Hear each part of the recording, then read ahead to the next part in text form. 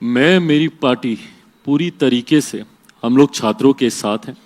Stand की आपने बात कही, मैं मानता हूं कि कहीं ना कहीं इस परीक्षा में धांधली हुई है, कुछ तो अनियमितता बरती गई है, जिसके परिणाम स्वरूप री एग्जामिनेशन की नौबत आई।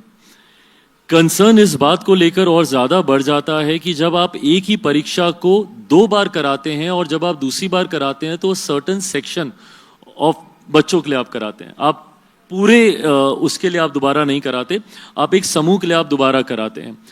और ये उस सेंटर का री एग्जामिनेशन था जिस सेंटर को बाद में 22 सेंटर में बाइफरकेट किया गया और सारे बच्चों को अलग अलग अलग बैठा के, अगर इसको मैं सामान्य परिस्थिति में मानूं तो लगभग 22 सेंटर्स में इसका मतलब गड़बड़ी हुई थी।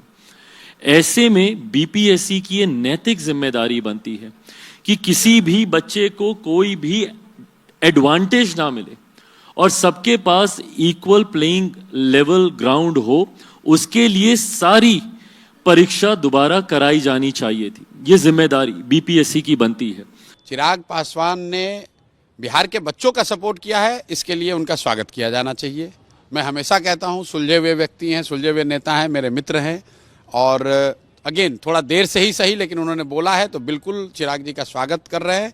और ये कहीं ना कहीं अब आप लोगों को, एनडीए के घटक दलों को पूछना है कि भाई अभी तक तो विपक्ष बोल रहा था, अभी तक तो प्रशांत किशोर बोल रहे थे, अभी तक तो बच्चे बोल रहे थे, अब तो भारत सरकार में मंत्री, केंद्र में और राज्य में आपके सहयोगी दल के नेता बोल रहे हैं कि बीपीएससी के परीक्षा में अनियमितता हुई है, धांधली हुई है और री एग्जाम होना चाहिए। तो उसका जवाब अब भाजपा के नेता दें, उसका जवाब जदयू के नेता दें, सरकार दे।